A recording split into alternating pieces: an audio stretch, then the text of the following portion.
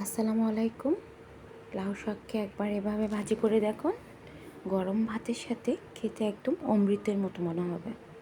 প্রথমেই আপনারা ভালো করে লাউ শাকটাকে ধুয়ে এভাবে সিদ্ধ করে নেবেন লবণ দিয়ে। তারপর মরিচ আর রসুনকে একটু ভালোভাবে ম্যাশ করে নেবেন, চাইলে ব্লেন্ডারে করেও হালকা করতে পারেন এভাবে। তারপর আপনারা এই যে লাউ শাকটাকে চুলা থেকে নামিয়ে এটা থেকে সম্পূর্ণ পানিটাকে সরিয়ে নেবেন। পানি না থাকলে এটা বেশি মজা হবে। তারপর সেই ম্যাচ করা রসুন আর শুকনো মরিচটাকে আপনারা একটু ভালোভাবে হাত দিয়ে মেখে নেবেন, এতে আপনার টেস্টটা অনেক ভালো আসবে।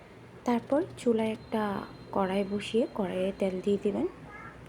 তেলটাকে কিছুটা গরম হতে দিবেন। তেলটা গরম হয়ে আসলে এর মধ্যে দিয়ে দিবেন কাঁচা পেঁয়াজ আর রসুন কুচি করা। রসুন আর পেঁয়াজের কুচিটাকে একটু ভালোভাবে লাল করে নেবেন, একটু যেমনটা বেরেস্তার মতো করা হয় সেভাবে করে নেবেন। এতে আপনার শাকের টেস্টটা অনেক বেশি ভালো আসবে আপনাদের জন্য। এই যে এইভাবে নেড়ে চেড়ে এগুলোকে, তবে পুড়ে যেতে দিবেন না, পুড়ে গেলে আপনার এটা একটা তেতো স্বাদ বের হবে, ভালো লাগবে না। এবার যেটা করবেন, আপনারা এর মধ্যে শাকগুলো দিয়ে দিবেন, সেই মেখে রাখা শাকগুলো।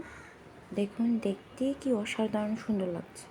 তারপর একটু ভালোভাবে নেড়ে চেড়ে একটু ভালোভাবে তেলে আপনাকে এটাকে লাল করতে হবে কিছুটা সময় ধরে, কারণ আপনি রসুনটা কাঁচা দিয়েছেন, রসুনের গন্ধটা যাতে চলে যায় সে পর্যন্ত এটাকে নেড়ে চেড়ে ভালোভাবে তারপর নামিয়ে নিন। দেখুন গরম ভাতের সাথে খেয়ে দেখবেন, অনেক মজা লাগবে আপনাদের।